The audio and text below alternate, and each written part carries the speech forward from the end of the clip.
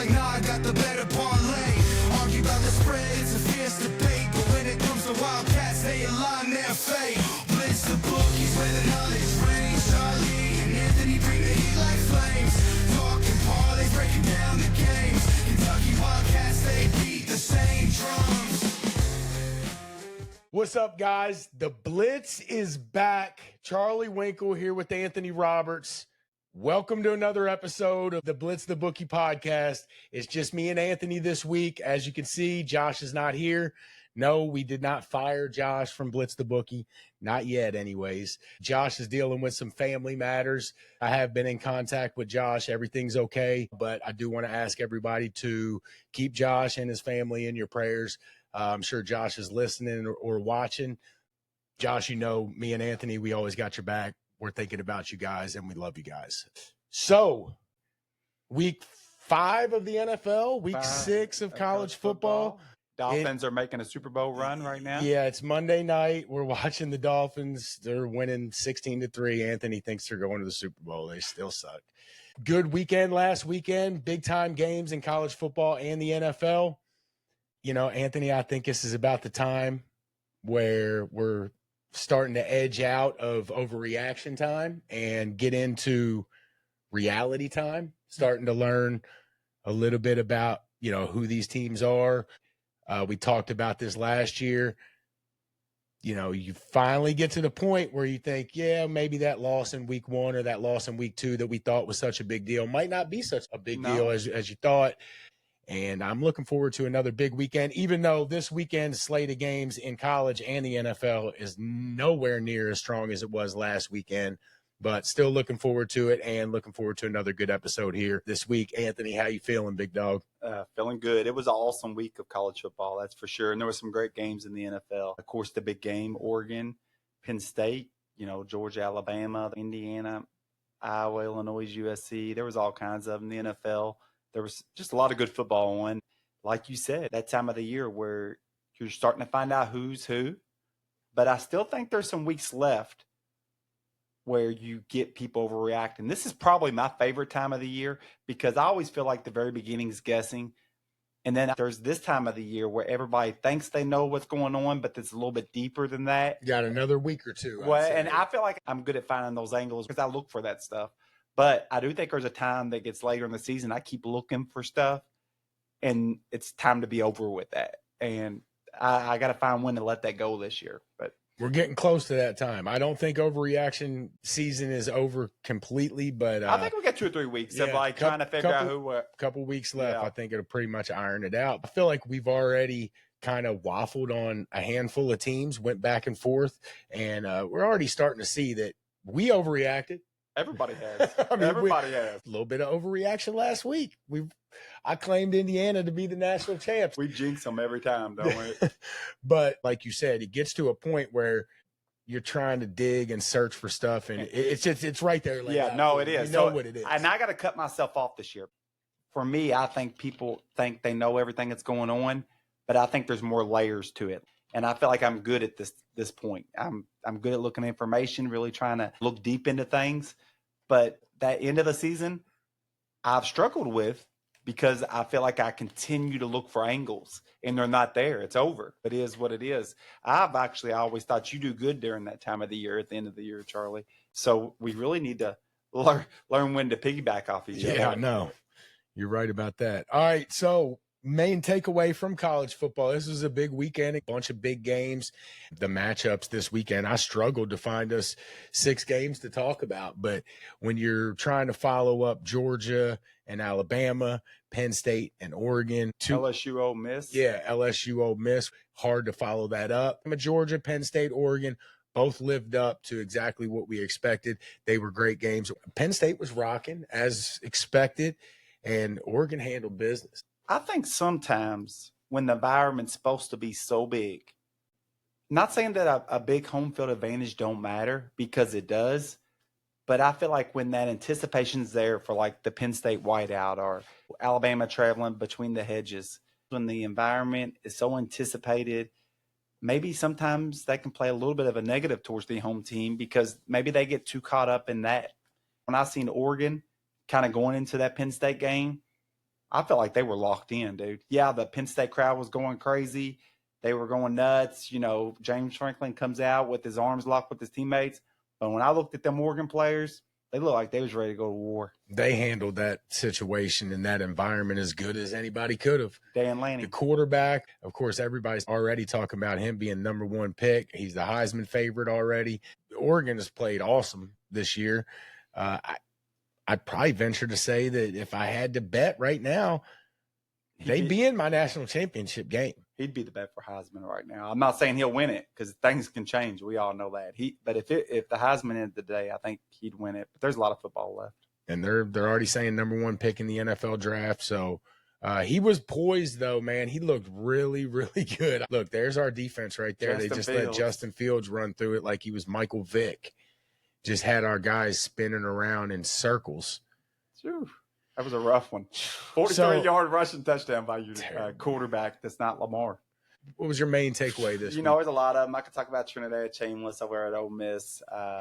He's already like second or third pick in the Heisman after one. 2 or 3 games. Two starts. But, hey, he's been awesome every one. I could say that. I could say Notre Dame getting their defense together against Arkansas. But, the biggest takeaway is Oregon's really good. They really hit the portal. They got 2 of the best offensive linemen in the portal. We all know Evan Stewart went down beginning of the year. Everybody thought that was going to be a big deal. But DeCorian Moore is he's a big deal. He's the Jeremiah Smith from this year. I actually like the ball in his hands a little bit more than Jeremiah Smith. I think Jeremiah Smith is more physically gifted. But DeCorian Moore is no slouch. He's an athlete himself. I like the ball in his hands. I think he's very dynamic. My main takeaway is this year is wide open. No doubt. Yes, I do think there's a couple of teams that might, maybe you could say Oregon and Ohio State right now are the top 2. Is that 1 and 2 in the rankings right now? The top 25. Yeah, I think it is. Depends where you look at it. Some people's really high on Miami, some rankings, just depending on what ranking you're looking at. But yeah, that's where I would have them. I think that's what it is too. Maybe Ohio State and Oregon, maybe a pinch ahead of everybody else. But look, to me, Penn State, yes, they lost, but I'm not going to say after that one loss that they're out of it. I think they're still a player. Miami's a player. They're good. Anthony's talked about them for a couple weeks with the guys that they have in the trenches. They're really taking over on both sides of the ball. Alabama just beat Georgia. This is one of the teams that we kind of waffled with a little bit. Everybody overreacted. They lost in week 1. Their quarterback's playing great right now. Alabama just beat Georgia. They're a player. Georgia lost. I don't think they're out of the picture. Maybe some other people might disagree with that, but I think Georgia's still a player. So, I've already mentioned Ohio State, Oregon, Penn State, Miami, Alabama, Georgia. And we haven't mentioned Texas Tech, Texas A&M, Oklahoma, Indiana, possibly. Let me help you out here, Ole Miss. I forgot about Ole Miss. They're ranked 4th in the country. Let me help you out here, Charlie. I challenge you to go look at the top 20 in college football right now. I would argue to say everybody besides Georgia Tech in the top 20, I think they can make a run for the title. I do. I think everybody inside the top 20, almost every SEC school outside of a couple, including Kentucky, could make a run for it. You got teams all over. Texas is still really good. They lost that close game at Ohio State, a very equal game. You got Trinidad Chambliss going down there. You still got Nussmeier. Notre Dame. I think they're still like the 6th favorite to win it. People that know football can look at Notre Dame and know they're good. They lost a close game to Miami. They're the only team to play with Miami so far. A really close game, and lost a close one to A&M on the last second throw. A&M looks like the real deal too. So there's all kinds of talent out there. There's all kinds of good teams. Should make for an awesome college football playoff, Charlie. Yeah, I don't know if 20 can do it, but I got 13 written down here. I think there's 20. I've got 13, and I know for sure I've left out LSU, which I'm not going to completely say can't win it all. So, 14. Anthony says 20. This year is wide open, and I love it. How far have we come? 5, 6, 7 years ago, it was 4 teams playing. It had BCS where they just put 2 teams in there. This is awesome. I do like it. I do like it. I don't think it should go no more than 12-0. I really don't. I think 12 is the max. It was fun last year, and I think we're setting up for another big one. All right, we skipped this last week, Anthony. I don't know why. I could do a whole show on it. Who's Cheating is back.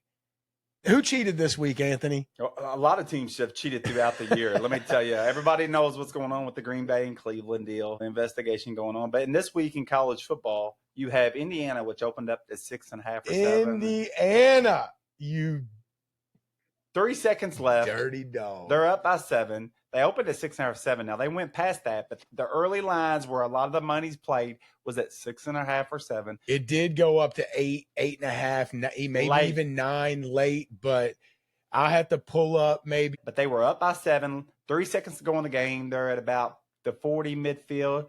They're just got to run the 3 seconds out. So what's he do? He pulls Anthony. One of my moves when I was coaching. Had my quarterback run through the back of the end zone. But all you had to do was run out 3 seconds. 3 seconds. And we looked at the video and we paused it. My video was a little bit different from Anthony's, but let's just say 20-yard line, Yeah. right? Yeah. So he snaps the ball with 3 seconds left at the 40. So he's going to run backwards and run the clock out. Makes sense, right? No. I mean, that makes sense. I get it. Remember the Kansas City game where they took the safety? I told you, I'll call that for Yeah, what happened. but But it was the right thing to do. It was the right. It was yeah, the right but play. where were they at? They were way They were in closer the end to zone. the end Yes, zone. it was the right play. Yeah, it was the right play. They're on the 40-yard line with 3 ticks left on the clock. They snap the ball. He runs back from the 40. When he gets to the 20, the clock hits 0. Mm-hmm. My man continues to run 20 more yards, goes down for a safety, probably 6 to 7 seconds after the clock hit 0. All he had to do was go down. Game was over. They win by 7. He runs in to get a safety, and they win by 5. I would argue to say that was a dangerous play because as he went down in the end zone, the player from Iowa came up and tried to knock the ball out and had a swipe at it. Ridiculous. I mean, had a swipe at it. What happens if you get tackled right before the end zone and there's a penalty, maybe an unsportsmanlike conduct or something? The game don't end on a penalty. I mean, it was a dumb play. Signetti's way too smart for that. The guy is borderline football genius. The play Way too wasn't smart even for the that. wrong play. Look, they just hit 2 in the head. Well, He got a penalty. He slid late. He got a penalty I don't for like that. that late sliding shit, dude. So I don't think the play That's why was he's laughing about it. I don't think the play was the wrong play because you want to end the game. That's cool. Run backwards for 3 seconds and then go down. You got to be smarter than that.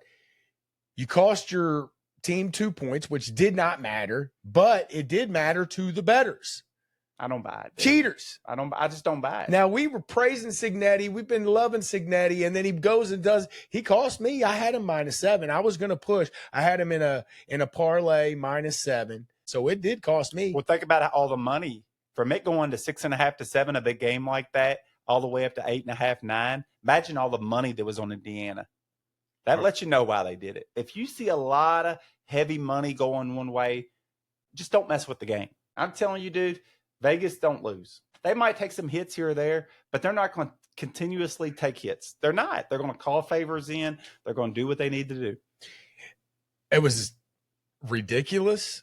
And before we get off this topic, it reminds me of, I feel like these coaches are kind of outsmarting themselves a little bit with this type of play that they're doing because look, it probably is the right play. And there wasn't the right play because he could have went down. They could have popped the ball out. There was some. It's the right play if you run back for 3 seconds and then go down. Yeah, that's absolutely the right play. But 3 seconds, you can about run out anything, dude. You could pretty much come back, go back 3 or 4 steps, get tackled. The 3 seconds is ran out. I'm so sick of these scenarios because these coaches get paid millions of dollars and they make these crazy decisions. If you're going to make that call, which whatever, he's too smart. You have to tell your player you only run back for 3 or 4 seconds and go down so you don't drop the ball, so they don't strip it, so something crazy doesn't happen. Yesterday in the Eagles game, the Eagles at the end of the game, there was a few seconds left. It was 4th down. Did you see this, Anthony? No, I did not. Okay. Same scenario, basically. The Eagles are up. It's 4th down. There's 6 seconds left on the clock. Okay. Okay, let's just do it like this. Anthony, 6 seconds left, 4th down, you're up. You punting? Or what are you doing with 6 seconds to end the game? So what's the Right scenario? around, they were right around midfield. The What Eagles score? were winning. The Eagles were winning the game. The game was about to be over if they could run the 6 seconds off. Okay. The game was going to be over. I don't know Okay. what the Eagles win by. They won by more than 3. It was more than 3, right? Yeah, it was more than 3 because they covered the spread. With 6 seconds left? 6 seconds left, 4th down, right around. I want to say it was right around midfield. I'm not punting. I'm going to roll. No, you absolutely cannot punt. I'm going to roll out of the pocket. I'm going to get Jalen Hurts. He's fast. I'm going to roll out of the pocket and tell him to throw it high, very high, and out of bounds, but make sure it don't hit fast. 6 seconds, you'll be able to run that out. Game over. Yeah. That's the call. That's exactly what I said in the moment. While I'm watching Jalen Hurts and Sirianni talk, I'm saying, roll out Jalen Hurts for 2 to 3 seconds, throw the ball 30, 40, 50 yards downfield out of bounds. In the air. Game is over. Yep. Jalen Hurts looks at Sirianni and then takes his helmet off. And I'm saying, they are not about to punt this ball, right? So they trot the punter out. And I'm thinking, I say to my wife, they're not punting this ball. They're going to snap it to the punter, and he's going to run backwards for a safety. Why would you punt that? They didn't punt it. They did exactly what I said. They snapped it to their punter. Their punter turned around. He ran back into the end zone, ran out of the back of the end zone. Anthony, I'm telling you, it was so close to 1 second left still being on that clock. They're too smart for that, Charlie. For that. So I got major questions. For one, and this is the number one question. You have 6 seconds left. If you're going to run it back and get a safety, why don't you do that with Jalen Hurts, your quarterback? That's fast. Who is the least athletic player on a football team? Yeah. Let's put it in the punter's Let's hand. put it in his hands. Yeah, no, I don't buy it. Let's Look, run him back. Let's him run him back. It was unbelievable. I couldn't believe it. And he almost stepped out with 1 second left. No. Now I know it still would have been a stretch because they would have had to It punt him the don't ball. matter. It don't But, matter. dude, NFL games are too hard to unbelievable win. that Sirianni is that good of a coach He's and not. makes I don't that buy it. decision. So you're telling me all this, okay? So you're pretty much telling me that I'm tired of those that scenarios. the dude. NFL players don't know nothing about betting at that point. Oh, they don't know nothing about betting. Who'd want to win it for their fans? Well, they still covered the spread. That safety didn't. I know, but it could have kept them. In I'm the just game. talking about the scenario. But you don't know that safety didn't cost over Philly. unders. Like people change point spreads and stuff. But anyhow, the beginning of this NFL year that we're talking about here, 2025, the NFL got all these former players together and had them go talk to the current players about sports gambling and the risk of it and all that. So they put this whole program together with former players to go talk to current players, but we don't hear nothing about cheating ever on ESPN. Get the hell out of here, dude. That's why you got the players, because you know there's issues going on. That's why you put that program together. But we don't never hear about it. It's like you can't talk about it. No, they're cheating, and I am tired of these coaches and these stupid ass scenarios with 5-6 seconds left in the end of the game. I love and them they if they're want right. to run backwards. If they're right, they're right. But those aren't All right. right, Them so are bad decisions. And look, I'm not even saying that it's right or wrong, but why? That's a wrong decision. That's 15 years ago, 10 years ago, did we ever see that play? Ever?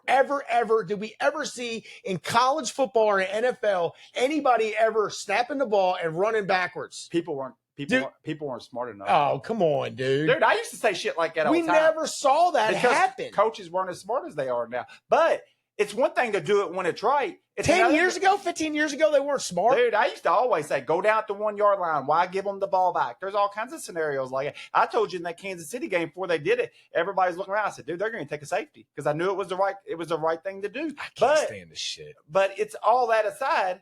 There's a right time to do it. Like there's a wrong time. As a to do it. gambler, you got to fucking hate that shit. Oh, Because absolutely. you get to the end of the game and then Absolutely. and then Absolutely. in your mind, all of a sudden you're looking good, and then all of a sudden you're like, oh shit, What if they turn around and run? Oh, no, they are going to turn around and run out of the back of the end zone for a safety. I can't stand it. And then you got coaches talking. I'm not saying it's right. I'm not saying it's wrong, because if you can make the play and end the game, yeah, it's the right play. But I can't stand it, dude. The running backwards to do it, I can't fucking stand it. Roll out, throw the ball out of bounds, and get the game over with. Well, there's a right time to do it, wrong time to do it. The two scenarios you gave right today, dude, they were the wrong calls. They just were. I mean, yes, you're still very highly likely to win that game, but the best odds are to do something else. And you cannot tell me Cignetti and Sirianni does not know that. I don't believe that. They're two great minds. Yeah, I'm tired. I'm tired of those scenarios. As a football fan, I don't like them, and as a bettor, I definitely don't like them, because you just sit there like, no, that did not just happen. It's tough. All right, on to these college football games. We have 5 games. We only got 5 games listed, Anthony, or am I missing one? No, 6. All right, I'm missing one. We'll find it somewhere. Virginia at Louisville. Is that what you had first? Yep, Virginia at Louisville. Am I going to piss off the Louisville fans and the ACC fans right now, right off the bat? I think I am. Anthony, it did not take long to find out how bad the ACC is. I think there's a few good teams, but yeah, I think it's better than last year, because last year was really bad, but it's still really bad. Florida State lost. I'm not saying they're not good. I do still think they're good, but Florida State lost. Louisville got so lucky last week to win. Georgia Tech was losing big. Did they come back and win? I think they did, yes. Yeah, I saw they come back. I wasn't sure if they finished that off, but they didn't look great. Clemson's not that good.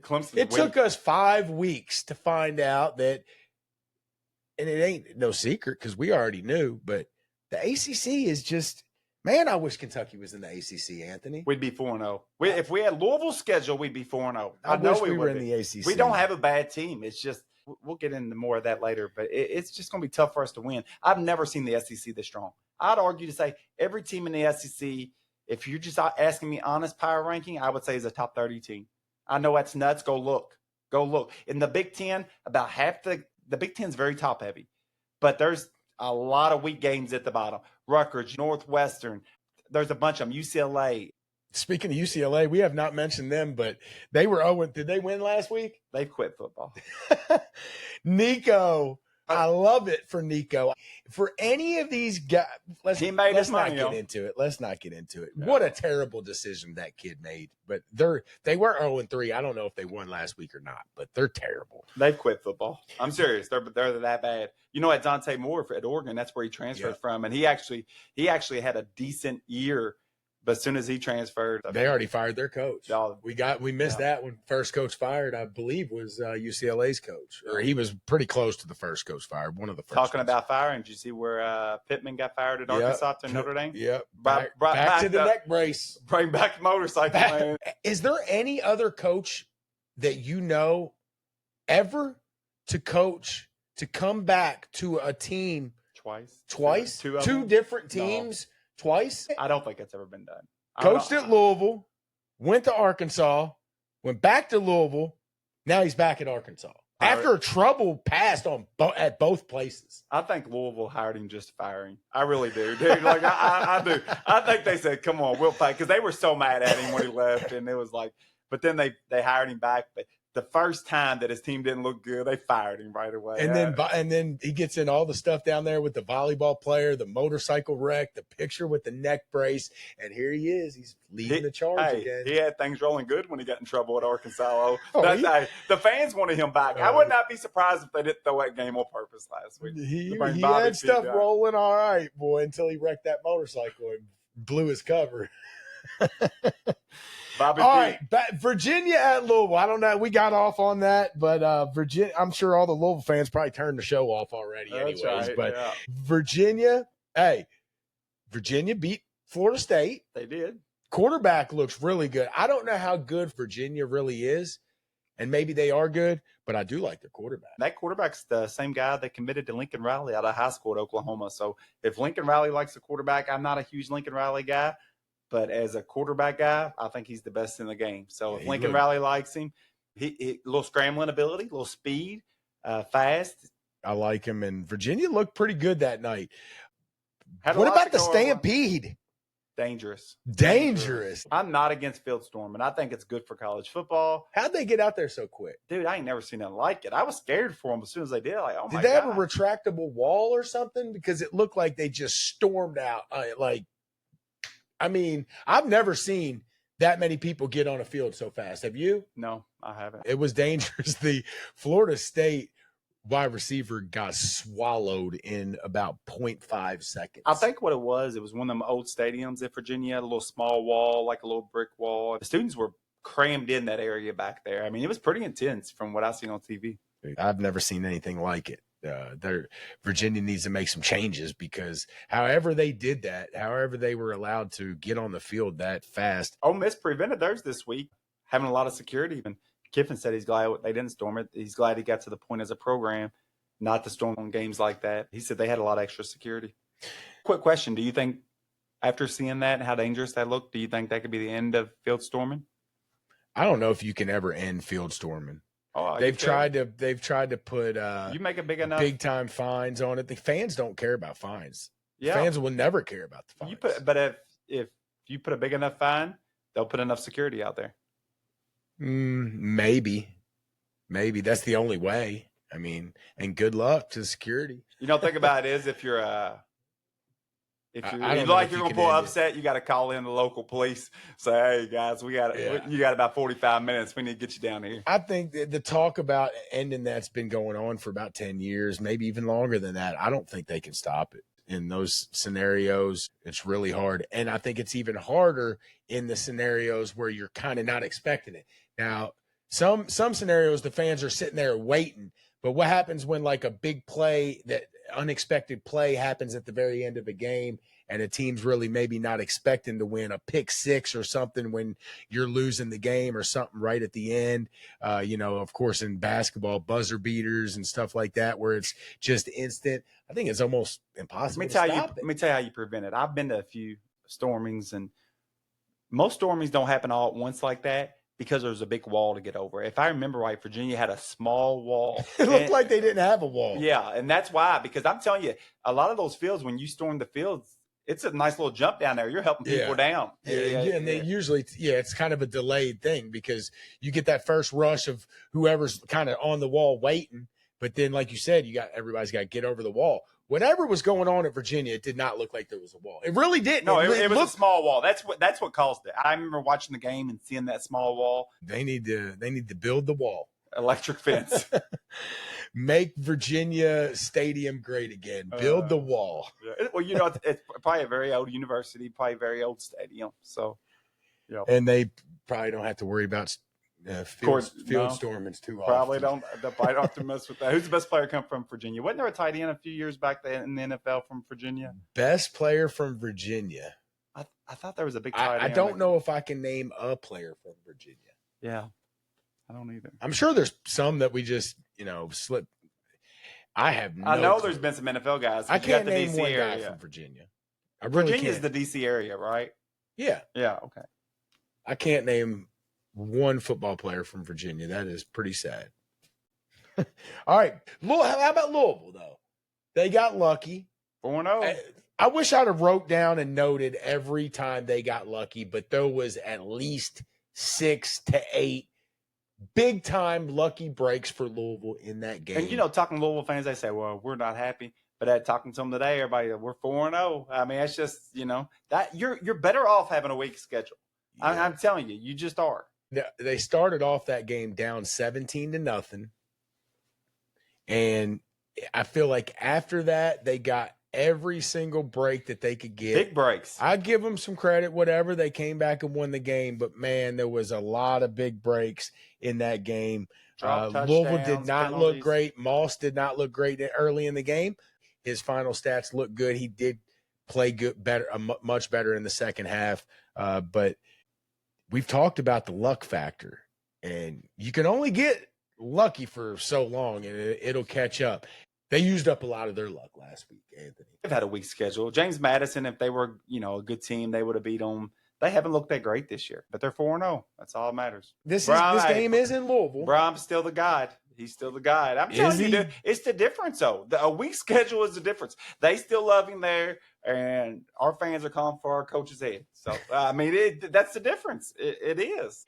Well, 4-0 is 4-0, but they got lucky. It was a lot. What all was it, Anthony? There was It so started much. off with a drop touchdown first drive. Drop touchdown first drive. We saw that one. Pittsburgh They goes settled up, for a field goal. That cost them 4 points. easy one.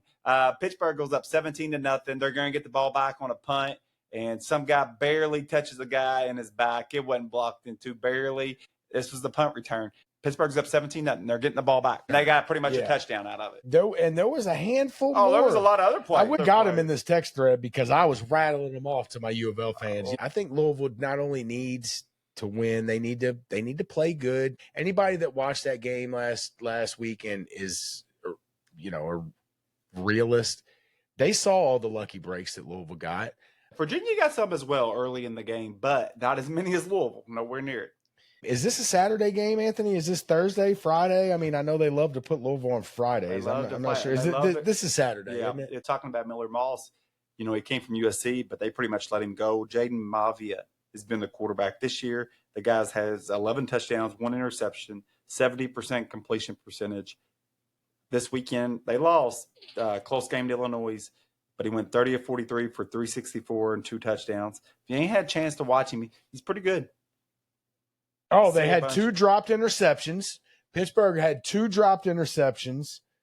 And then they had the fumble on that punt on their 20. That was a touchdown. They were going to get the ball up 17-0, but 17-10 at that point. Drop touchdown, 2 dropped interceptions, the bad call that you were talking about, the fumble on the punt.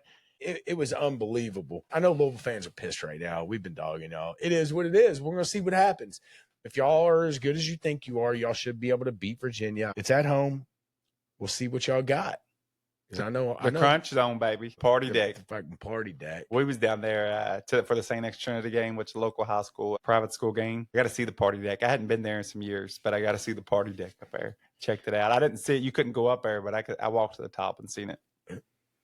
That's the hottest place in the stadium on Saturdays, boy. You know that how you walk up to the top of their stadium, back and forth to go to the very top because it was a different part of the stadium. I have never seen one that's like so many back and forths. It's a walk to the top of their stadium. I don't go to the top. I don't go to that trash can. I hear you. I used to go a lot when I went to school down there. But all right, Texas at Florida. Texas coming off a bye. Probably a very much needed bye.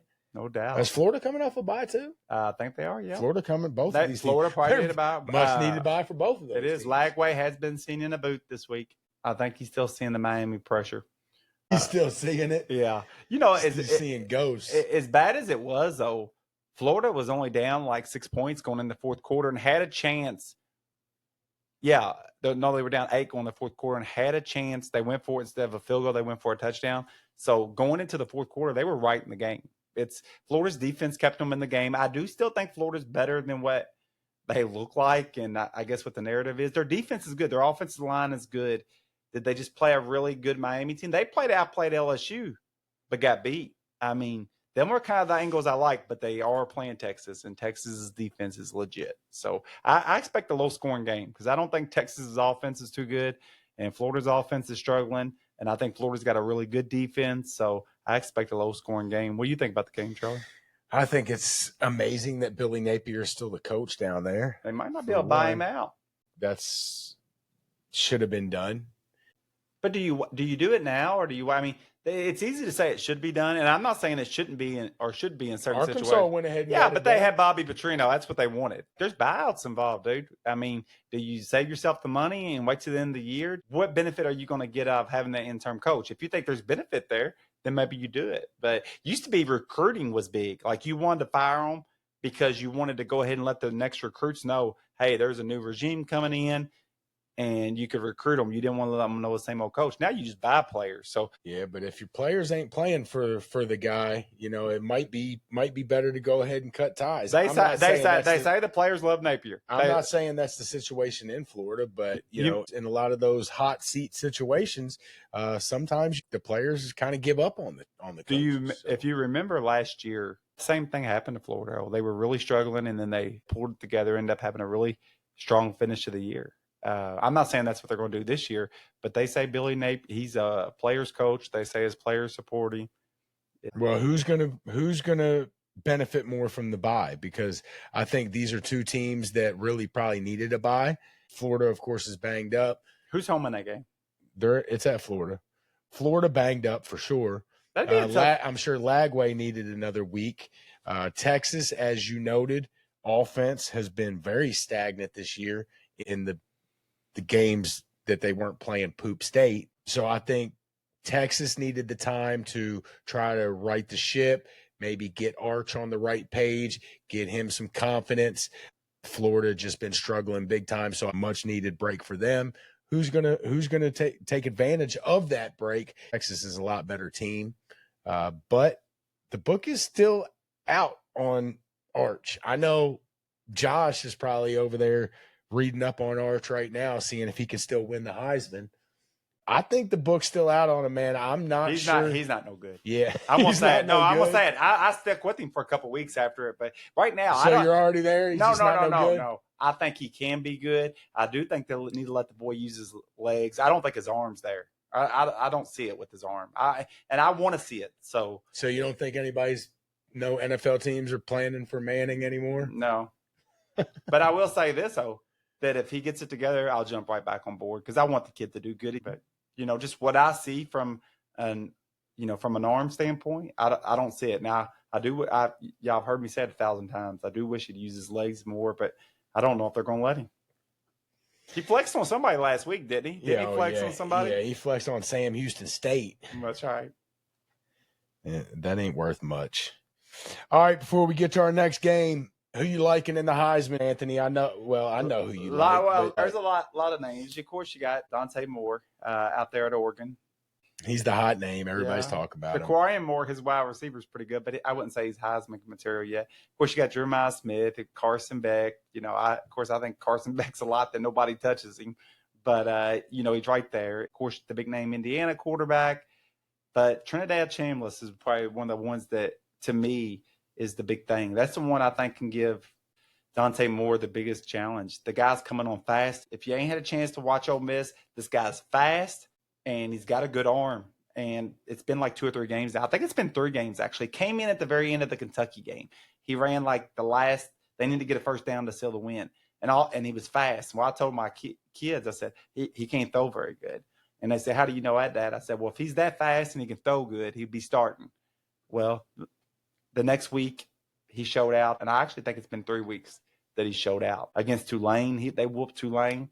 He put up monster numbers against LSU, and LSU had a good pass defense. I think he threw for over 300 yards, rushed for almost 80 yards. Trinidad Chambliss is a real deal, guys. I want to say he's 3rd, 4th choice. Fresno State. Already? Fresno State. RFESS, Fresno State. He's a senior. Freshest. I don't know. Freshest. Freshest big boy? Big boy. Big boy. Big boy. Freshest State. I don't know where. Ferris State. I think you said that last episode, and I had never heard of it before, but I think that is what it is. Ferris State. He ain't just putting up big passing yards, but he's putting up 70 or 80 rushing yards. That's hard to guard. That old boy at Ole Miss, the old starter, he better start. He better get in the portal. But that guy's a senior, so he might be able to come back next year. I think that guy's young at Ole Miss, so. Do you think they keep him, or do you think that guy gets pissed and jumps in the portal? It's not his job no more. No, it's not. It's not his job. Well, Heisman for me, I think right now, Ty Simpson's on his way. I like it. He's played awesome ever since that first week loss to Florida State. Kid has looked incredible. I think he even said after that first loss, I have to step it up, and I will step it up, and he sure has. As long as Alabama can keep steadily getting better, which they have, I think he's going to be right in position. The other one that I kind of like, and this is a stretch because there's 2 of them. And the first one I'm going to say I think is a real stretch. Texas A&M's quarterback. Is it Reed? Yeah. Marcel Reed. I don't think he's that good, but he's got a really good offensive line and some great receivers. So I'm not saying he's like the best quarterback in the country, but I think he could be a Heisman candidate. He's got a good situation. He manages that offense really well. Texas A&M surprised me this week. I don't know if that kid wins it or even if he makes it to New York, but I like what they're doing down there, and he looks pretty good doing it. The other one, CJ Carr. I was going to say, does Notre Dame have the best offense in football? I know their defense are going through new coordinators now. It looks like they got figured out this week. I think they got the best offense in football. I'll say it. I'm going to say it. They put up. I think they put up 27 against Miami, which nobody's even come close to. They put up 40 against A&M, when it looked like they had a good defense, and then they just put up 50 against Arkansas. They got a two-headed monster. Everybody talks about Love, but that other running back they got is really good. They look like they got some receivers. CJ Carr, dude, they're putting up points. If their defense figures it out, they might be the national champion. That's one of those teams I was talking about at the beginning of the episode that, you might look back and say, well, that loss here Too close or losses. there Too close might losses. not be as bad as we thought a day after it happened, where we're all overreacting and saying Notre Dame, they already got 2 losses.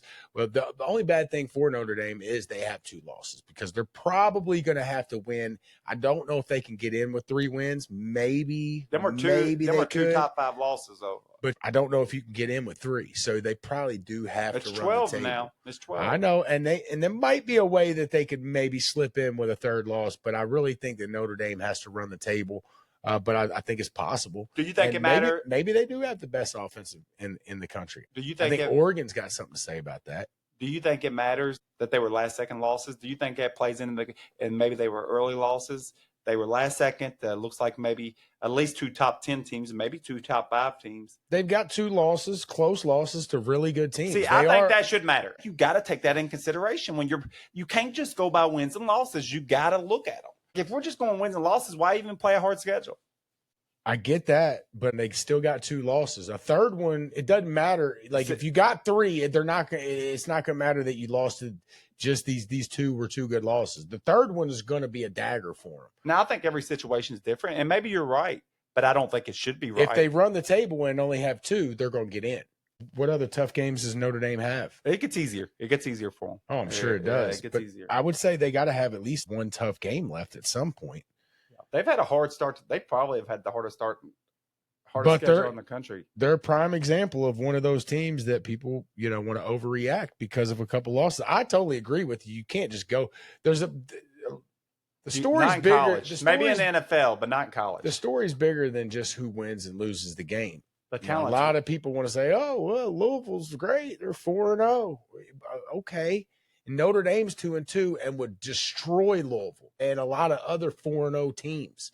Notre Dame would be at least on a neutral field, would at least be a probably 15 to 16 point favorite over Louisville on a neutral field. Yeah, so wins and losses, it's great to look at them, but the story is bigger than just the wins and losses. Unfortunately, SEC haters, they absolutely refuse to accept that fact. They just do. All they want to say is, well, go pull Virginia's 4-0. I mean, I get it, but eventually it's going to catch up. And we've seen it time and time again. SMU gets to the playoffs. They get their ass kicked. Boise State, you get there, you get your ass kicked. You can win a lot of games in the regular season. If you're beating bad teams, it's going to catch up when you got to play good teams. Well, I'll say this. I know they're not going to do it because everybody wants their little piece of the pie. Just take the 12 best teams. Get a committee together. Take the 12 best ball clubs. I don't care about the record. Take the 12 best teams.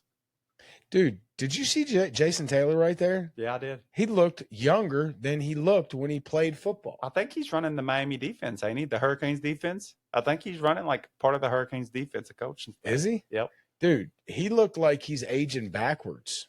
I wish I was. All right, next game. Speaking of a Heisman candidate, Ty Simpson, Vandy at Alabama. Who would have thought? Pavia Nation, baby. Who would have thought that Vandy is really good at football? This is 2 ranked opponents. What is Vandy ranked?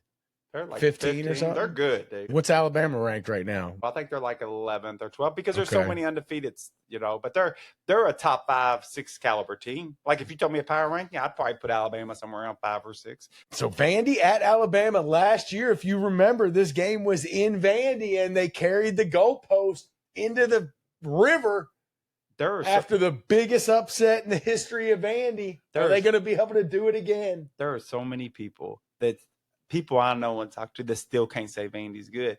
Get over it. They're good. I don't care how many years they've been bad. They're good right now. They just beat the pants off South Carolina. Pavia is a problem. They did beat South Carolina. That was the game that Sellers got hurt and missed most of the game. They've won a lot of big games. I think so. But no, Vandy's looking good. They destroyed Virginia Tech, and they took care of business against a really good South Carolina team. But and Utah State's not a bad team they played. Sellers did get hurt in that game. I don't know if they're going to be able to go down to Alabama and repeat that performance that they put on last year and tear down the goalpost in Alabama. Find a river to throw it in. I don't know if they'll be able to do that, but I won't be betting Alabama at -11. I promise you, I won't. Pavia Nation, He's the good, dude, dude. I thought maybe was just lightning in a bottle last year, but he come back. I think he's playing better than he did last year. I remember when we watched him against us, Kentucky, and I remember because we have a good defense. I remember thinking, damn, this kid's crafty, dude. He's good. Like he just kept getting first downs. Remember that? Yep. Alabama getting better every week. Teams like South Carolina and Vandy, they have decent NIL money, but not with the big dogs of the SEC. But getting that big-time quarterback is the difference, dude. That's the difference for the teams that don't have the crazy big budgets is you got to be able to find that star quarterback. You take Sellers off South Carolina or you take Pavia off of Vandy, it's a different team. Even that boy at Mississippi State, the Sharpton kid, he's really good too. Mississippi State's playing good too. They battled Tennessee this week all the way down to the end. There's not a weak team in the SEC no more. I'll tell you, we looked at them this weekend. There's not one. Yeah, there is. Oh, they're not weak. Kentucky. I get it. They're at the bottom, but they're not weak. They're weak.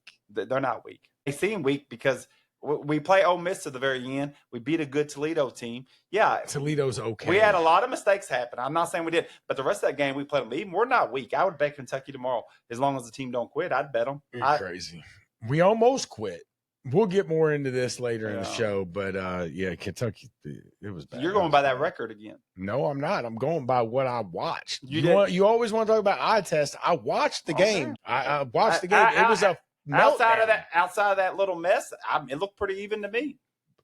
Little mess. Well, I mean, it was a mess. All the defensive touchdowns. After it was 10-0. Yeah, but all the defensive touchdowns, that all happened like boom, boom. The whole rest of the game was a disaster. We didn't score another point. They didn't score much more either. That's where they beat us. You're crazy. We got our ass kicked. Dude. Okay. The only little bit of credit that I will give them is that in the second quarter, it looked like we were going to completely melt down. Going into halftime, it looked like the rails were about to fall off. I don't exactly think the team gave up or anything in the second half. I don't think we got those kind of guys this year. It looked like it was about to happen, and I think we're on the brink of disaster. We'll get into Kentucky a little bit later. But, yeah, Vandy, how many fans they going to have there? They going to storm Alabama's field? No. Vandy don't have a very good fan base. Dude, they've got a good team. They had a really good team last year. They beat Alabama last year. They got to have some fans that have traveled down there, don't they? Medical school. Some of them dorks got to be able to travel down there and support their team. Come on. They won't be able to get a ticket, son. Alabama, that's the only angle I do like Alabama. They will be looking for revenge in that game. Oh, they're definitely looking for I think revenge. Kalen DeBoer is too good of a guy to keep the hammer down. He seems like too nice of a guy for that. All right, Texas Tech at Houston. I don't know anything about Houston. They're undefeated. I think are they still undefeated, Yeah, Anthony? They win last week? They haven't played nobody. They haven't played anybody. Texas but I'll tell you Tech. what, I love Texas Tech. They're good. Dude. They're good. I love this Texas Tech team. We talked about all the talent and all the moves they made with the transfer portal, and they are showing up. Didn't y'all send me a thing? The top spenders, the top portal teams. Yeah, and I think think they spent very wisely. Texas Tech hit, it seems like, on all the guys that they got because they are firing they spent the most. They are firing on all cylinders. They must not have missed on many because they look really good. I know Josh picked Texas Tech to win the Big 12. Dude, I think they might. Oh, they'll probably win. I think they might win the Big 12. I don't know about Houston, so I can't really say much here. We had to put this in here because Texas Tech's playing so good and Houston's undefeated. Is Houston undefeated or are we wrong? Did they play last week, Anthony? I think they're undefeated. They were undefeated going into last week. I'm not sure if they even played last week. I looked before the game. I think they were undefeated. I looked. Are they? Yep. So I guess we'll find out what Houston's about. I had no clue until Josh told me. I knew that they probably were spending money down there because of one of the Texas teams. But I actually had heard LSU spent the most money. But then Josh told me that Texas Tech was the team that spent the most money this year. So, look, if you spend that kind of money, it's like NFL without a salary cap. It's going to be hard not to win. 4-0 and 4-0. Wonder how far they are from each other. Or Texas Tech and what? Houston. I don't know. Texas is a huge state. So Houston's they could be an hour away. They could be like 10 hours away. So that's how big I the do state know is. Houston's kind of in the southeast. I do know Houston is. I just don't know where Lubbock is. Yeah, I have no clue. Yeah. All right. Last game of the week. Miami at Florida State. It's still going to be big, but Florida State drops that game to Virginia, loses a little bit of the luster in this because it was going to be a big-time matchup of undefeated teams. Florida State coming in off of a loss, but they're back at home, and they're facing a Miami team who is looking really good right now. Did Miami play last week, Anthony, or No, they have were a bye? off. So Miami's coming off of a bye. Florida State's coming off of a loss, but that was Thursday or Friday? That was a Friday game. Mm-hmm. So they got an extra day of rest coming back home. Should be a hell of a matchup. You know, Florida State, I'm not out on Florida State. They went into a tough environment there in Virginia, and they lost a tough game. What's the spread in this game, Anthony? 4.5. Miami's 4.5. Miami 4.5 on the road. Yep. For me, somebody's got to find a way to make Miami skill position players beat them. I'm seeing it opened at 7. Okay, I can and see it's that. moved to 4. That is I can see it. Crazy. Florida State's a good team, dude. They made a lot of mistakes in that game. A lot of things went Virginia's way. Florida State fumbled a couple. They were driving really good. They should have had a pick six to go up 14 at half. They end up letting a missed tackle. Virginia ends up scoring. Florida State had 15 missed tackles, and that was a team that coming into it didn't have hardly no missed tackles. Virginia ran a lot of long drives, just picking. It worked out, and Florida State's defense got exhausted at the end of the game. I'd heard it from people. I went back and watched it. I read, how it happened and how all the missed tackles happened. In the first half, Virginia just got really lucky. The second half, Florida State was exhausted. Virginia ran 84 plays, dude. 84 plays. That's a lot of plays. It is a lot of plays. I'd be tired too. Yeah. So that is a lot of plays. And you got a scrambling quarterback you got to chase. I do think that helps Florida State. Florida State was able to get some pressure on Alabama, and they actually got pressure on Virginia's quarterback, but he was a good scrambler. And then they got tired at the end. Look, Carson Beck is not a good scrambler, but Miami does have a good offensive line. But Virginia had a good offensive line. Coming into that game, Virginia hadn't allowed a sack all year. Coming into so they had a good offensive line. I don't know if it's Miami good. Miami's offensive line special, but I want to see Miami's skill position players have to beat you because I don't think they're that good at wide receiver. I don't think they're that good at quarterback. I don't think they're that good at DBs. But their front seven on defense, you don't have time to do nothing. They're in attack mode. Now, Florida State runs a little bit of tempo, and they run a little misdirection, a little read option. I know Notre Dame has some success with the quarterback runs in the second half against Miami. It came down to the very end. Florida was in the game to them to the fourth quarter. We overrate Miami. I don't think we are, but there are some angles to say that if Notre Dame made that game really close to the end, it came down the end. South Florida, I don't think they were nothing. I think they just caught Florida at a bad time. And Florida made a lot of mistakes. But the Florida game, they didn't dominate Florida. The score ended up being like 21 or something, but they were only up by 7 going into the last quarter, and Florida actually had a chance to cut into that. So, has Mario Cristobal finally figured out how to stay out of his team's way? My man is the king of figuring out how to get in the way of his team winning. He's a bad coach. In the past. Hopefully he has figured out how to just call the game and stay out of the way. Don't make any major mistakes because, that guy has made some coaching blunders in the past few years that cost his team. So hopefully, if he can stay out of the way. And how many national championships does Carson Beck have to win for you to call him a good quarterback? 3? I've watched him. He gets pressure. He can beat you if he got a clean pocket. That's the book on him. If you do not pressure Carson, how many national championships does he have? I'm just telling you. I don't care how many championships. He knew what he was doing. He knew where he was going. Dude, they don't touch him there. My man's got to win. And I'm gonna tell you when they get pressure on it, respect from Anthony. When they get pressure on him, dude, But we'll see how high he gets drafted. I'm talking about college football. I'm not talking about the NFL. Man, that's fair. I'm not talking about the NFL. I'll give you that. But it's the dude is setting in he's setting in a 747 back there, dude. They are not touching him back there. They got that left tackle.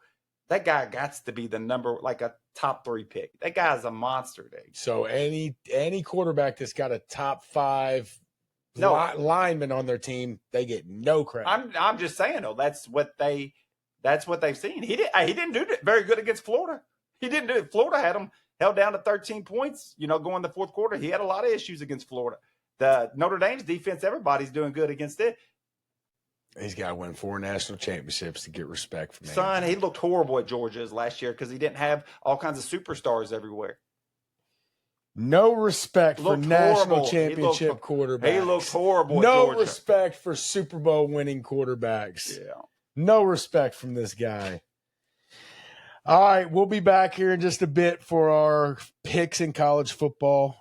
We might have gave away some of them with some of our takes there, but we'll be back for our official picks after the NFL.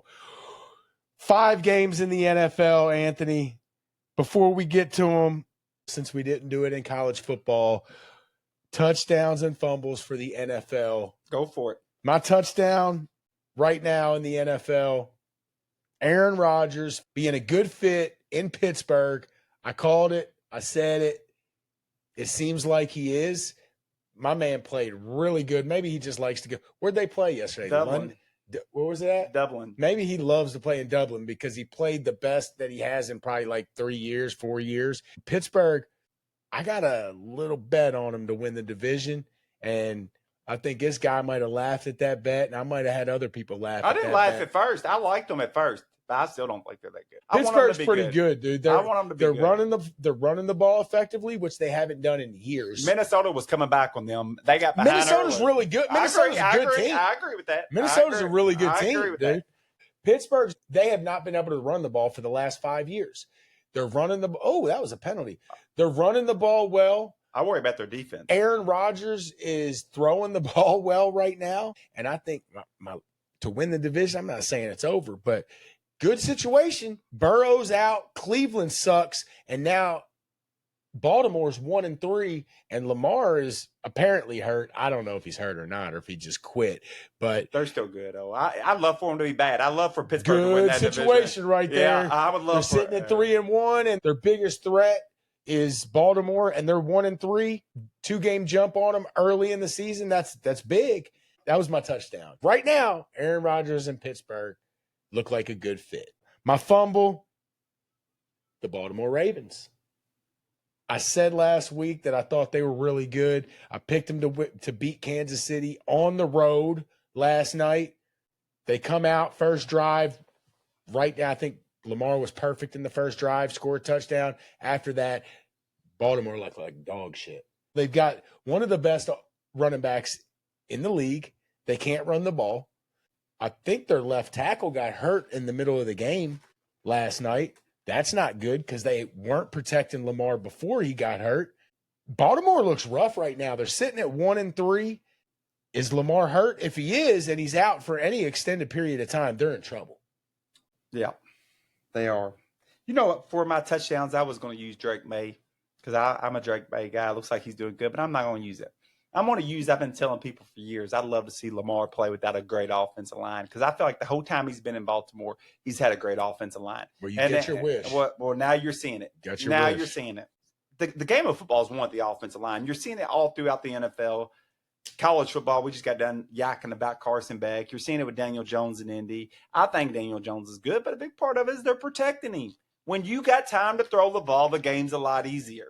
When things are coming at you fast, the game's hard. You're seeing it with the 49ers right now. The worst offensive line in the NFL, maybe besides the 49ers, is the Houston Texans.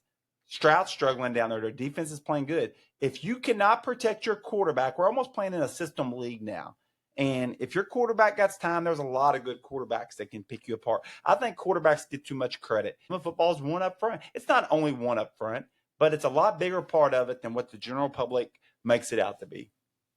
So what was your touchdown? My touchdown is Lamar. look. I like to see Lamar without an offensive line. Lamar can't play without an offensive line. I was going to use Drake May because I like Drake May. He's been doing well. And then my fumble, I'm going to have to say it until more games happen. They're 3-1. I got to give them credit, even though I don't think they played nobody and been lucky in some games. But the Jacksonville Jaguars are 3-1. Duval. So I have to own it. That was my other. I got another future on Jacksonville to win that You better division. throw that ticket away. You're crazy. But I am worried about the Colts. Colts are good, and I don't know if Jacksonville can actually do it in the long run. Jacksonville's had the easiest schedule in football so far. Hey, NFL is different from college because to me in the NFL, you just got to figure it is not easy to win in the NFL. You got to figure. There are some schedules harder. But it don't matter. No it doubt. don't matter. But it will matter because it can catch up to you. If you play a bad schedule, it can catch up to you. But in the NFL, a win's a win. But it's close enough, Charlie, where I can deal with it just being about records. I think the talent's close enough. You're going to have some divisions better than others. My problem with it in college is the talent's so different. Oh, yeah. It's just so different. NFL, you got to take a win however you can get it. Yeah. I feel like every NFL game's close, dude. All right, first NFL game, Thursday night, San Francisco 49ers travel to the Rams. Going to be a long day for Purdy. Division game. Purdy came back, didn't look great. They lost that game too, didn't they? They lost by one, end up losing that game by one. Yep. Didn't they? Yeah. 4 turnovers, Jacksonville none. Look, the problem with going on with the 49ers right now, they have one of the bottom 3 offensive lines in football. And it's an issue. They've had a good offensive line for a lot of years. They're not able to run the ball. They're not able to protect. Tweaked out a win against Arizona the week before. And, they ran into Jaguars, which has a good defense. They do a really good job, Josh Allen and them, at getting after the passer. And it's not going to get no easier this week playing the Rams. Rams might be the best team in the NFL at getting after the quarterback. With 49ers struggling offensive line, I just don't know how it's going to happen for the 49ers this week. Stafford slinging the ball. Making every throw that you can imagine yesterday, just shredding that defense. That's where the NFL's changed because you don't see those kind of quarterbacks with those kind of arms and accuracy no more because it's all about running around. Those kind of arms used to be in the NFL. Almost 400 yards and, 3 or 4 touchdowns. What about your boy Puka? Career high, 170 yards. He actually, I think, went out at some point in the game. And what makes him good? Because he's not tall. He's not crazy fast. He's just a football player, right? He's hard to tackle. He's like a fullback player, wide receiver. I don't know. He is. I love Puka. He's physical. Yeah, that's it. He's physical. He does not try to avoid contact. He's good actually looking for contact. Get that. He was killing them. Every time they needed a play on third down, they threw it to Puka. And what's crazy? And he made the play every time. What's crazy about it is they got a good defense, and these teams know it's going to Puka, and they still can't stop it. Couldn't stop him on third down. They know that it's going to him. They got to know it's going to him. They don't got a lot of offensive weapons at wide receiver. Well, they got Adams, which is a veteran, and they got Tutu, which is just a big play guy. 1 catch, 88 yards. Well, hey, so I seen that play. What is Stafford bombing to him? We just got behind the coverage. I got you. He was beat.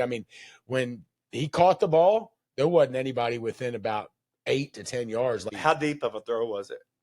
Maybe 30 yards. Okay. It was the dude. He bet the Rams. Maybe he bet the Rams. Who knows? He got cooked. It wasn't like no big, long bomb. That was a back-and-forth game. The Colts are really good. They might be a Super Bowl contender, dude. I go back and forth with this Daniel Jones thing because a lot of it's offensive line, Charlie. And a lot of it is the system. It's I agree. The line. He is getting good protection. He's getting good pockets to throw from. Steichen is scheming guys open for him, man. It's just a whole system together with him also playing really good too. I'm not taking it away from him, but late in the game, really bad interception. Their backs were up against the wall a little bit, but the interception to end the game was a bad throw, like kind of off his back foot, just throwing it up. reminded me of the old Daniel But Jones know, that I'm used to. You said that, and I laughed for you because I knew you need that for a bet. I was pulling for you, but you got to do that at that point, old Charlie, on that throw. It's not like that. He didn't. I don't see I don't know the throw, but I do know this. I know there was a minute to go. They were like on the 20-yard line. They had to get a but touchdown. He's off his back foot and just kind of throws it. Like, but it was one of them plays where, you might get intercepted, but you got to make a better throw than he did. He just fair enough. But I will say that it was getting the time of the game where you had to start forcing the ball. No, it was that time. It was because they had 80 yards to go, and that's hard to do in the NFL. At some point, you got to go. You can't just keep dinking and dunking. No, he was back. They were backed up. They had a long way to go. It just wasn't a good throw there at the end. Some quarterbacks that worry about stats. I'm not going to name one on here because I don't want to get people upset. But there's some quarterbacks won't even make the Hail Mary throw at the end of halftime because they don't want the interception on their stats. Well, San Francisco or the Rams? Who you got? I think it's going to be. I love that bet. To me, they always what's the spread? I don't know. Purdy will die. They will kill him. The Rams are like the best team at getting after the quarterback. 5.5. Give me the Rams all day. Looks like it opened at 3. It's already been bet up to 5.5. Yeah, everybody else sees the matchup. Look, they say the NFL's a matchup league. Everything told me Green Bay last night, but I thought it was a decent matchup because I thought Dallas could throw the ball. Green Bay's pass defense is probably their weakness of their defense. I just thought it was a decent matchup. Everybody I hear, all the professionals say it's a matchup league. So if it's a matchup league, I love the Rams. Yeah, I love the Rams in this spot too. Next game, Denver at Philly. Denver is 1-2, 1-3. They're playing right now. They're up 21-3 on your Cincinnati Bengals. They're not my Cincinnati Bengals no more. You gave up on them? I follow players, Charlie. You know that. Here goes the Wild. Oh, here it goes. Here goes the Wild. You should have pitched it. Okay. Oh, we got rocked. There's a flag. Oh, they're fighting. They're fighting. Another flag. Show the fight, dude. We don't want to see Justin Fields. Show the fight. Oh, they're bums. If they get a penalty against Miami there, they'll get the Hail Mary chance. Look at Mike McDaniels. He's a puss. He is a dork, dude. So happy. He's like, yeah, I finally got me a win. Son, don't take his win. Bought me one more week. Anyways, Denver at Philly. Denver is looking like they're gonna win tonight. What are they? 1-3? They're 1-2. No, 1-2. This would be 2-2. Yeah, but they blew the game against the Colts, and they had another tough game against somebody. They've had a decent schedule. I don't know how good they are. I've been talking about how I thought their defense is a little bit overrated. I agree with that a little bit. And Bo Nix, is he having a sophomore slump? I don't know. I'm not sold on Denver. Just personally, I think this is a terrible spot for them. They're going to Philly. Philly, look, they got really lucky 2 weeks ago against the Rams, and I think they've won like 19 out of their last 20 games. Something stupid like that, including the Super Bowl.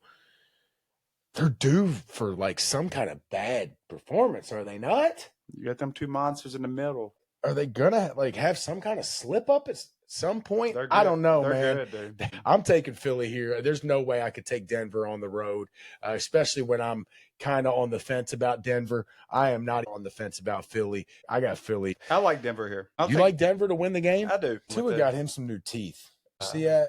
Yep. They blew the game against the Colts, but it was a good game. Pretty good game. And that's against the Colts at Indy. And then they played at the Chargers. The game could have went either way. So, I think a lot of Denver. I think they're just a good, well-rounded team. So that's why I'm going to take Denver, just because of really how much I like Denver. And how much he hates Philly. I really don't hate Philly.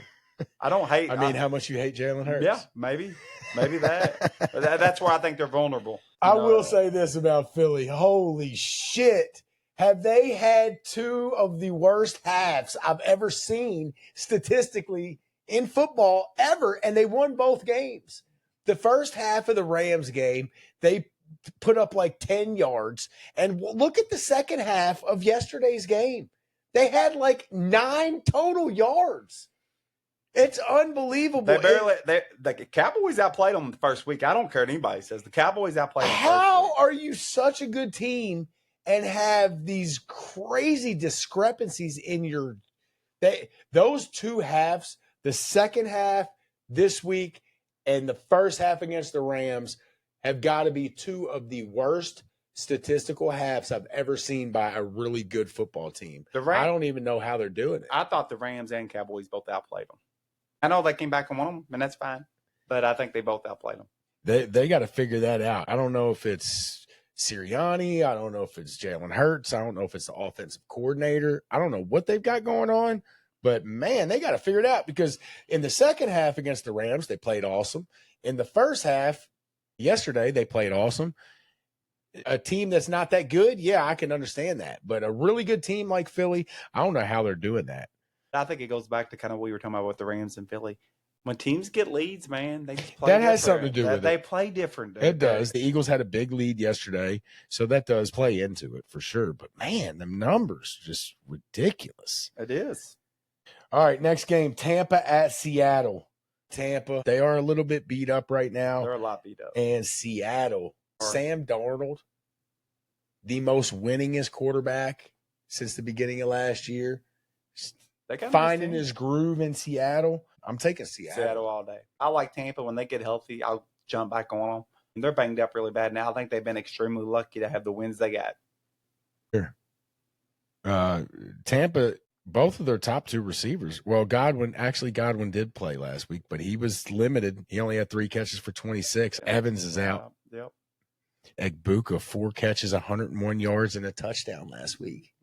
My man's going to wrap up the Rookie of the Year by about week 8. He is killing it. All right, next game, Washington at the Chargers. I think Jaden Daniels still out. Yep. I want to say he's still out for a couple more weeks. Mariota's holding it down. Mariota's playing good. Listen, and I know we always argue about quarterbacks and stuff, but let's just ask ourselves this. So, and this question maybe we both could agree on, maybe not. Are we playing just in a system league? No, I think some teams are. I think Washington might be one. Is the system more important than really having the stud quarterback? I feel like you see it a lot, dude. I really do. It on all levels of college and pro football. Mariota could be all right for a few weeks, but he put up really good numbers last year. I told you that. That's one reason I thought maybe it was a system. For a 17 game season, though, Mariota ain't going to take you to the promised land. I got you. In a fill-in situation like this, I think it works out for him because he's a good backup quarterback. He's a veteran. Can Carson Wentz take you to the promised land? No. Okay. Probably not. He's pretty good at one I point. say that. He's been to a Super Bowl. Matter of fact, he's won a Super Bowl. Dude, Carson Wentz win a Super Bowl? I don't know. I know he was good. I know he was really good. He won a Super Bowl. Or did he get hurt that year and Foles came in? That's what happened, wasn't it? Yeah. He got hurt. But they had an awesome offense. Foles came in and won that Super Bowl, isn't it? Yep. I think that's what happened. But Carson Wentz is the same situation. Like, Carson Wentz will come in and he'll play good for a little bit, but do I want Carson Wentz, my quarterback, for 17 weeks? I don't think so. Did you hear that watching the Minnesota game against Pittsburgh, or maybe it was, I forget who it was, but it was Brady talking about Kevin O'Connell with Minnesota, and he said he's becoming like the quarterback whisperer around the NFL. He's saying that a lot of these teams give up on these quarterbacks way too soon. He thinks that the teams fail the quarterbacks more than the quarterbacks fail the teams. And he believes there's a lot of good quarterbacks. I've kind of said that too, so that's why I'm kind of bringing it up. They also get thrown into the fire a lot sooner than because they want to have the rookie contract, which is really hurt their development. It's all about, can you be good while you're cheap? Back in the day, you could be the number 1 pick, and you were probably going to sit for a year. Yeah. Now they want to get you on the rookie deal so they can have a quarterback and have everybody else with them. So, yeah, Washington in the last 2 weeks without their star quarterback, still winning games. They lost Atlanta this week. Oh, you're right. They did lose. Yeah, but it was a good game. Yeah, they put up points. That went down to the end. It is. Who's Atlanta? That's the question. I need them last week. They get beat 30-0 by Carolina. So I think, well, Carolina's pretty good.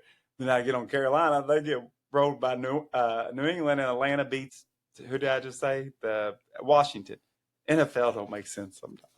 And the Chargers got beat by the Giants. I did not touch that game. That had sucker bet written all over it. I loved the Giants. I got. You scared. Didn't love them. You felt it, right? No, I really did like them. Actually, I think I did. I did have a small bet on it. It had to be a feel thing, right? It was a feel thing. It has to be. Because you can't analyze that and be like, "Ooh, that looks good." No, it was definitely a feel thing. The Chargers looking for a bounce back. They're going to be at home in this one. I love the Chargers in this game. How often do you feel like the feelings win? Like when it don't make sense, but like kind of like Dallas last night. I think it would be over 50%. Yeah. The NFL just seems to be like that. Colleges too, dude. It's weird.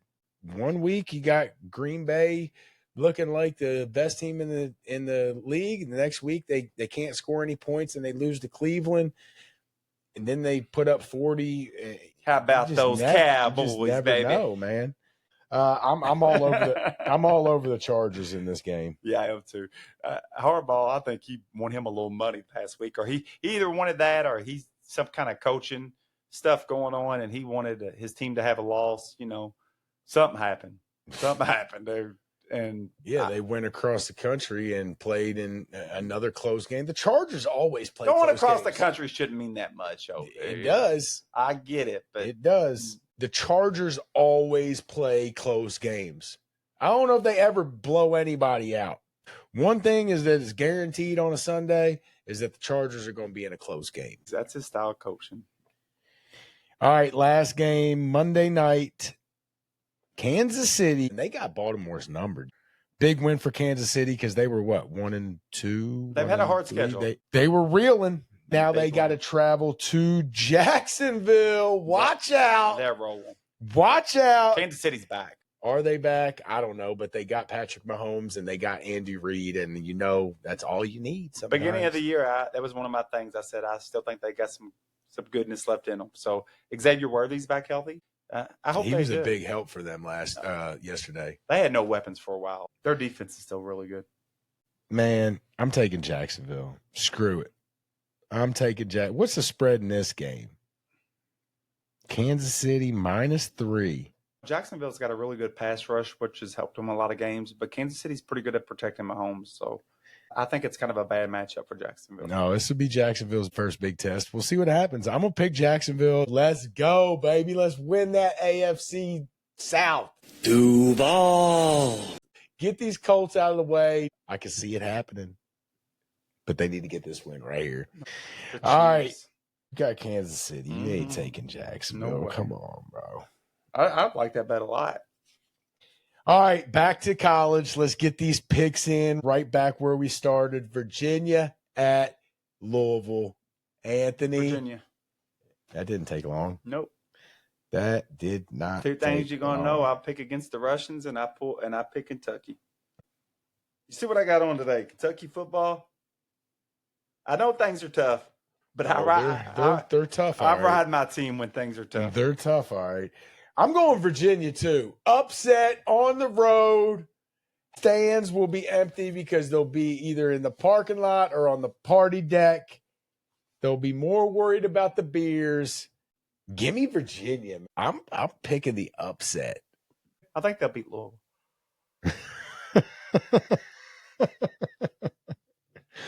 Texas at Florida.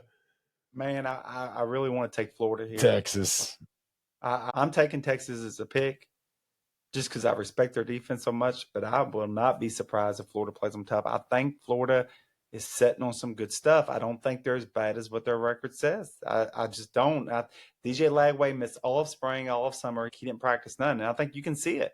But eventually he's going to get caught up and – we're in week 6. We still talking about practice in the summer? Yeah, well, he got none. He got no spring, no fall, no nothing. Now, if he's healthy to play, I trust their defense. I trust their offensive line.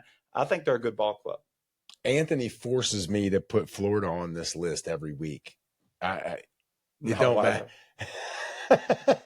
He's like, dude, I'm not showing up unless we talk about the Florida game. I got Texas. You're not taking Florida, are you? No, I'll take Texas. Yeah, this has got to be. What is the point spread? It's got to be big, right? It's got to be 14, 10. Sure, I'll look it up. 6.5. I can see it.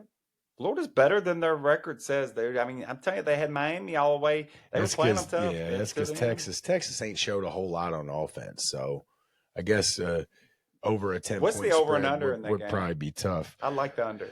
42. That's pretty low in a college game. Both good defenses. All right, Vandy at Alabama. Can the Commodores get it done for a second year in a row? Can they take the goalpost to whatever river is in Alabama. I don't think it's going to happen.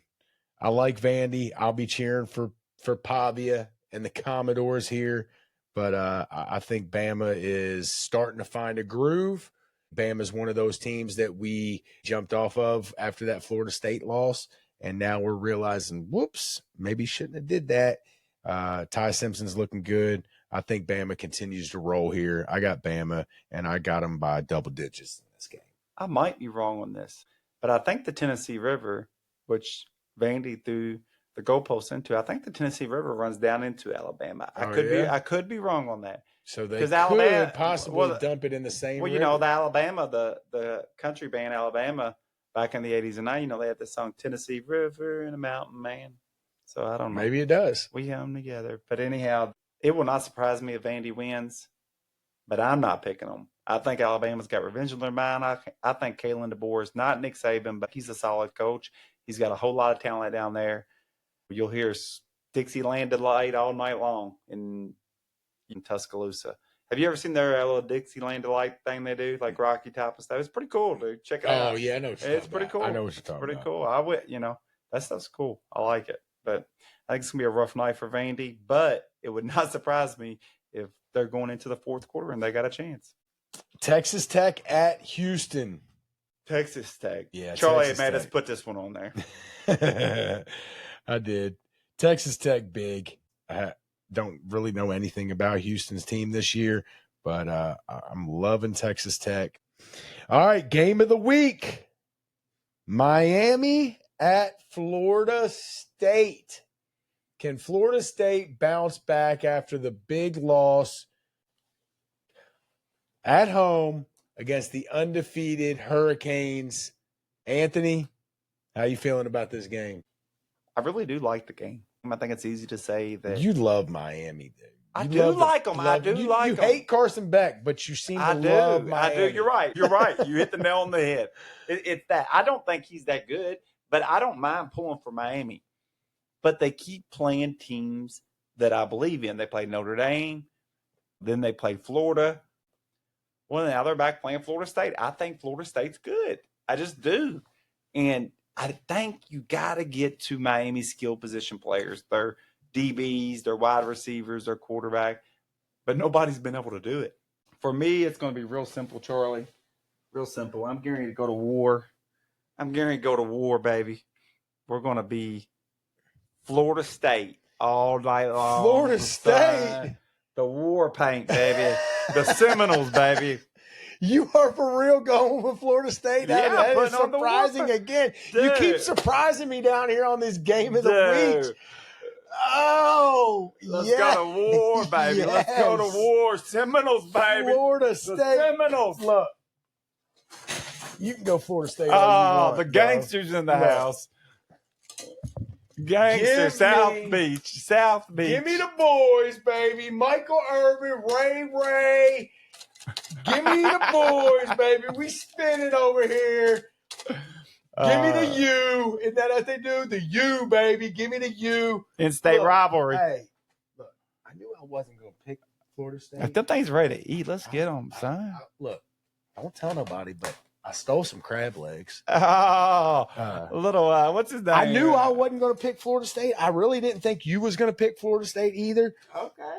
But I did steal us some crab All legs. right. So- All right.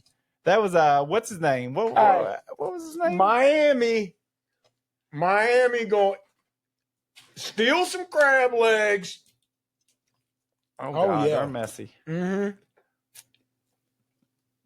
Mm. Hey, I know. Now I see why Jameis did that shit. They are kind of good. Crab legs are good. We're going to have to get, maybe we just start getting crab legs for the, Like for Blitz the Bookie yeah, night? yeah. I It's like like, it. we'll just have crab legs every weekend. Guys, we'll see you. We'll see you on the. We'll catch you on the flip side. Sorry. Hey, we spinning over here. Give me the U, baby. Give me the U, and don't tell nobody that we stole the crab legs. Catch us right back on the right side of Kentucky Sports, and we'll be back next week. Blitz the Bookie, crab ya. legs. I need something for my hands here. Catch y'all next week. See ya. They're good, though.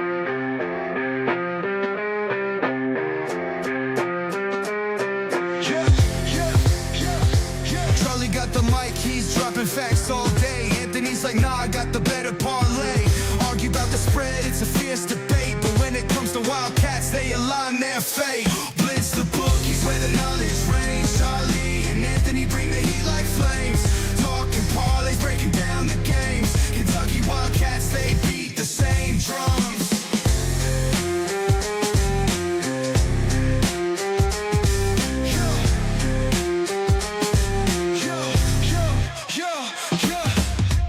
Late nights, hustle deals on the line. Charlie Scassy's gonna make you shine. Anthony's heart where the numbers combine. Put your cash down, ride the incline. Blitz the bookies where the knowledge reigns. Charlie and Anthony bring the heat like flames. Talking parlays, breaking down the games. Kentucky Wildcats, they beat the same drums. From the tip off to the final play, they grind. Mics on fire, bets on their minds. Arguing odds till the last rewind. Blue and white, it's a bond you'll find. The bookies where the knowledge reigns. Charlie and Anthony bring the heat like flames. Talking parlays, breaking down the games. Kentucky Wildcats, they beat the same drums.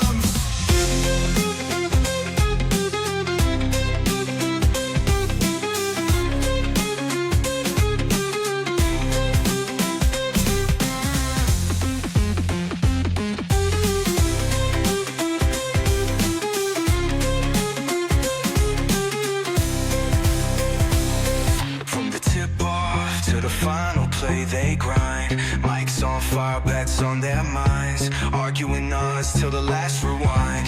Blue and white, it's a bond you'll find.